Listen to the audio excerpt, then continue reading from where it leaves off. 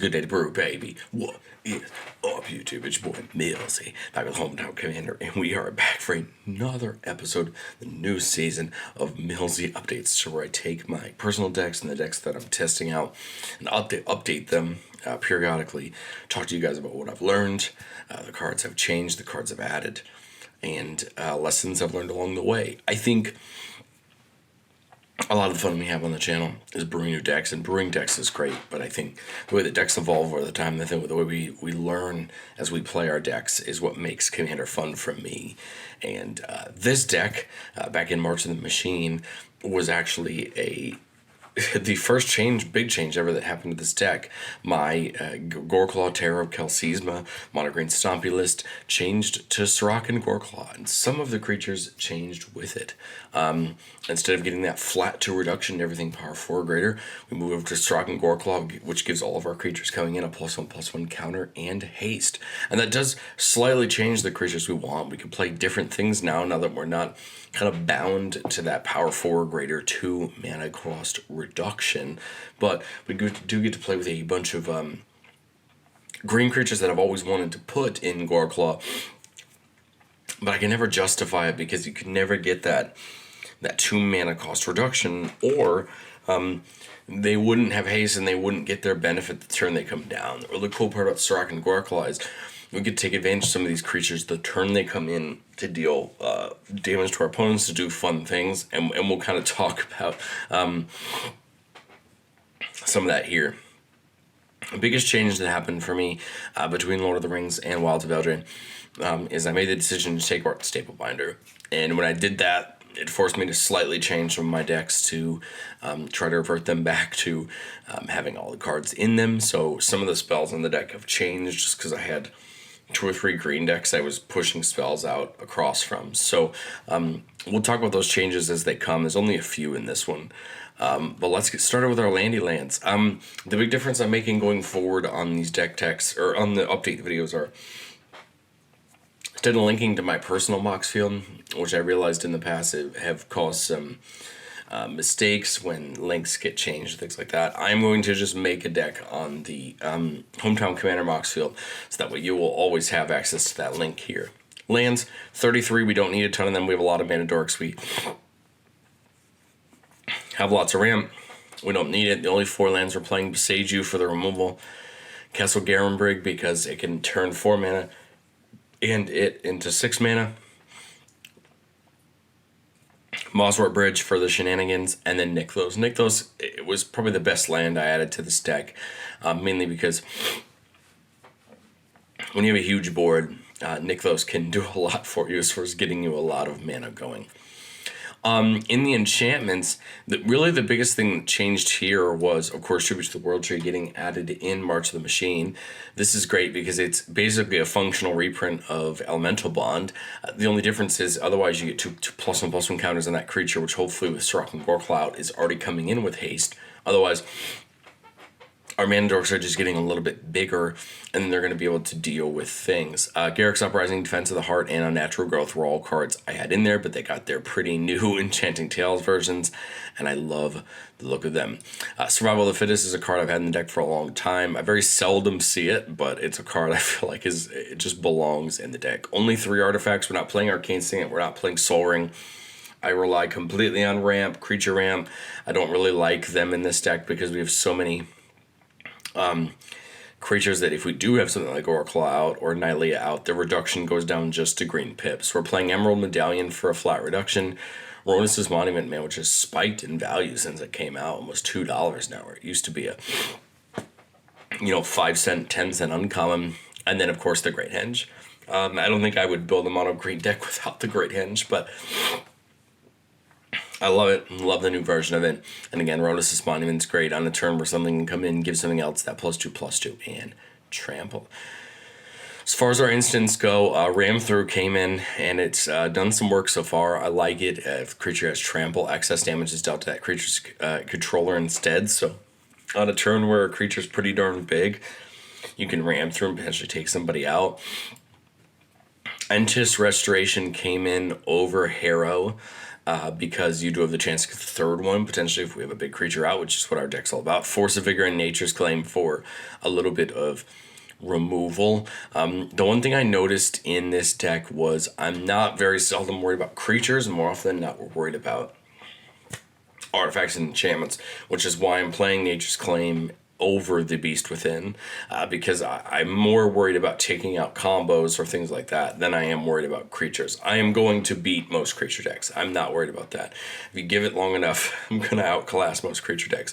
The only creature decks that this deck is at all worried about would be dragons, angels, things like that. Of course, we're not going to beat them, but we are, because I think we're going to outproduce them in mana. So that's going to be the only reason we hopefully try to go there. And then Heroic Intervention for some protection, and then the Worldly Tutor for some search. In the spells, the big thing that changed here is I took 3 Visits and Nature's Lore out because I needed them for other decks. We're just playing decks with basics. So I brought in the Explorer to replace Nature's Lore, and I brought in the Abundant Harvest to replace 3 Visits. Abundant Harvest is a card I've always liked. Pick land or non-land, reveal till you hit it, put it in your hand. I like it because at the right time we can go get a creature, at the right time we can go get a land. You know, turn 1, maybe you go get a land with it. Late in the game, you go get a creature. Last March of the Ents was the big card from Lord of the Rings. I was excited for this deck. And with Surrak and Goreclaw, all of those things come in with haste, which is why I really, really like Last March of the Ents, especially when Surrak and Goreclaw's out. We're still playing the finale. I didn't upgrade this to the pretty one from Commander Masters. I put that one in a different deck.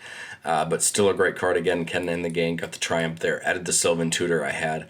Because, again, we want to get the right green creatures at the right time. I like this deck now because it's kind of a toolbox in some ways. And so I like Sylvan Tutor because we can go get things potentially we need. Earlier in the game, if we really need a mana dork, go get a Gwenna, go get a Selvala. If we need to later in the game, go get a Hoof, go get something like that.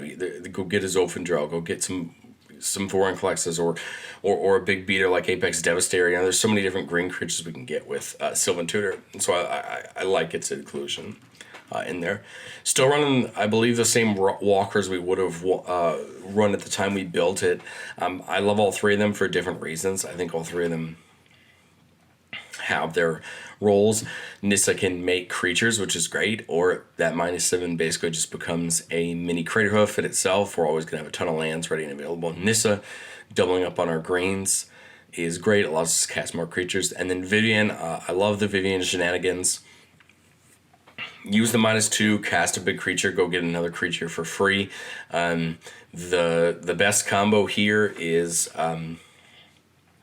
casting Galta and getting Craterhoof or Nyx Bloom Ancient or things like that for free. Take a big creature already, bring in a smaller creature that's just as good. So I love Vivian. Invasion of Ikoria is kind of another one of these Finale Devastation type cards, except we don't get the +X like we do on the Devastation. But on the backside, Zalortha's darn good, helping us get through and hurting our opponents. As far as the creature goes, I would expect this deck is a lot like what it was when I built it. What I'm gonna do here primarily is cover what I added and what cards have performed really well for me. I think those are the 2 important. We added Ashaya. I'd taken Ashaya out, but I realized very quickly that turning all your cards into all your creatures into lands protects them from some things. It protects you from the cards like removal that says non-land permanent, or it gets you around things like Psych Rift because they're lands. I know that there are still a lot of other things that could still destroy creatures. They're still creatures at the end of the day. But I think being able to tap them for mana is something that makes them even better, and then Ashaya gets bigger. Bellowing Tangleworm has won me games. This is a creature that says other green creatures have Intimidate, which means they can only be blocked except by artifact creatures or creatures that share a color with it. You'd be very surprised how many game situations you get into where you can just run through someone because they have no green creatures, or they have nothing that can block a well-timed attack in the right direction. Elvish Piper's been an all-star, putting a creature from our hand onto the battlefield. I thought about running Monster Manual too, but I took it out because I just found the deck was generating too much mana. It's easier just to hard cast things sometimes.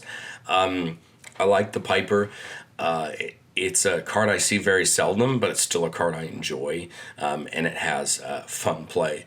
Apex Devastator is such a fun card, especially with Surrak and Goreclaw. You know that most of those creatures are going to come in with haste and get a ton of fun. The absolute worst feeling in the world is when you hit a Crater Hoof off the first Cascade trigger for Apex Devastator, but wah, first world problems on hanging a Crater Hoof off of Apex Devastator. Emergent Woodworm is one of my favorite cards I've ever added to this deck. Yes, it could have got added to the original Surrak and Goreclaw, but giving this thing haste and giving the backup to Surrak and Goreclaw means that on that attack, you have a 9/9 Surrak and Goreclaw swinging at a 4/4 Emergent Woodworm unless you're buffing them anywhere else. And I've gotten some insane things off of these cards. I love this effect. It's such a great card, and then every subsequent turn, you just have Woodworm swinging and bringing something out. I've gotten Crater Hoofs off this. I've gotten things like Nixploration off of this. It's just so cool to see these triggers and see what you can work your way into. Fierce Empath was a card I'd kick myself for not putting in this deck sooner. When it comes in, you get a card with mana value 6 or greater put into your hand. Again, now you toolbox. You go for the Galta if you want to go for a big CMC creature. We can go for the Tyrannix Rex or one of the Vorinclexes if we want to. We can go for Throsta, go for Nixploration. I just feel like there's so many great green options here. Old Gnawbone if we need to do that. Pathbreaker Ibex is great to potentially help in the game if you don't want a Crater Hoof. Like, I like the options that Fierce Empath gives us, and I can't believe I never put it in the deck before now. Incubation Druid was one I admittedly put in a little bit later into the process because I forgot. Oh, Surrak and Goreclaw will put a counter on it. Tribute to the World Tree will put a counter on it. It's going to get down and it's going to be able to tap for 3 probably pretty quickly. So we obviously don't mind it. We can also adapt it if need be, and we have plenty of green mana floating around. I don't think adapting it's going to be a problem, but I like it. It's a good mana dork, and it performs better than some of our other ones once we get a single counter on it. Kadama the West Tree puts in great work. All of our creatures hopefully are coming in with Surrak and Goreclaw or the Great Henge down where they're going to be getting a counter, which means when they hit our opponents, we're going to go get a basic land, which is most of our land base, put it on the battlefield tapped. Love it, love it, love it. Pathbreaker Ibex is one of the creatures that I wanted to make the change over to Surrak and Goreclaw for, because whenever it attacks, all of our creatures get trample and +X/+X, where X is the greatest power among creatures you control. I've had a game where you have Galta out at 13 or 14. Now your whole board's getting +14/14 and trample. That's a Crater Hoof ability right there. I mean, that's how good Pathbreaker Ibex is in the right scenarios, and I love it. Questy Beast has always been one of my favorite green creatures, but I think the part of the text that people forget on Questing Beast is the third line, which says combat damage that will be dealt by creatures you control can't be prevented. This ability has saved me once or twice. People try to constant miss. People try to block the damage by saying, "Oh, well, only my creatures deal combat damage this turn." Nope, Questy Beast gets through it, and it's fun to see kind of what it can do to get around those type of cards. Throsta is a ton of fun. I have had it come down for just 2 green mana. And it hurts and hits like a truck. I mean, it is a 7/7 trample over planeswalkers and haste, but it hits like a truck, and it's another great target for Vivian for her ability because it is 12 mana like Galta. Thunderhoof Bailiff is a great ability. Getting +2/+2 and trample goes a long way. Goreclaw used to give +1/+1 and trample on the attack out of the command zone, right? Whereas now Thunderfoot Bailiff comes in. Surrak and Goreclaw already gives them trample, but Bailiff gives them that extra +2/+2. The newest Vorinclex does put in a ton of work. Getting 2 force to put them in your hand is really nice to hit your land drops if we need to drop this on 5. I've never flipped it onto the back, but I like it. It's a 6/6 for 5 mana that gets me 2 lands. Absolutely love it. I toiled about putting the original Vorinclex in the deck, but man, it hits hard. It's a 7/6 for 8, stopping, locking down your opponent's lands. I don't use it as much as a lot of the other creatures in here, but if it's there, I'll take it. And then I love Zophedrel. It's another copy of Unnatural Growth in our deck. It hits hard. We can make it indestructible by sacking a couple creatures and paying some life, which I like. And I love it. Unnatural Growth is such a fun card. I love that style, especially when we're always going to have trample on our side. I feel like this doubling Becomes really important. But what do you guys think of my current Surrak and Goreclaw list? This is a deck I still love. I still love it to this day. I love playing this deck. I don't play it as much as I wish I could, just because it has kind of a reputation in my play group for being a Stompy deck, because that's what it is. But I love it. If I ever go to a shop, this is a deck I love to bring because people don't traditionally see Stompy mono green. It feels terrible to say, but I feel like most people see Azusa, like Landfall, like, you know, that type of mono green. Most people don't see a good traditional Stompy green deck, and so that's why I love it. It's a deck I plan to keep built for a long time. I like it because the creatures can change. We can take things out. We can put new things in. I mean, look at something like Woodworm, Defiler of Vigor, Zophindrel. These are cards that released just recently, and they've gotten great slots in this deck. You know, Gwenna. You know, these are all cards that have released recently, but they feel really good in the deck. They've earned their spots, and I love them. But let me know what you guys think of Surrak and Claw down in the comments. I'd love to hear what you think. Let me know what you think I should add. I do have a little bit of a considering board here of just cards for my main decks. I always keep cards on the considering to consider next time I make some changes. So we'll go through these quick. Cards off the top of my head, I think I added this time around. Hydra Omnivore seems like an interesting one. Toski. I'm just not in love with Toski, but I know why people play Toski. Kadama the East Tree seems like it'd be really darn good. Kami the Whispered Ones is a card that people are playing a lot of because it kind of can get out of hand the more buffs you give to your whole board. Regal Behemoth seems fun. Tap and Lance for double. Rishkar seems fun since most of our creatures are going to have a counter on them. Thunderous Debut seems like a ton of fun. Feral Encounter I like the look of, but I'm not 100% sure yet. Bushwhack's in there is another kind of copy of that Abundant Harvest style effect where we can get a basic land, or on this one we can fight. Aspect of Hydra seems interesting. +X, where X is the devotion to green. That feels like it could come in handy. Pardon me, especially considering what combat we're in. And then the Elemental Bond if I feel like I still need more card draw. I like the idea of the Lamb Hole to make green things unblockable, but I think this deck just always tends to be so tall that it doesn't need the unblockability. It's almost always just going to stomp through whatever we have. Let me know what you think of Surrak and Claw down in the comments, and I will catch you guys next time.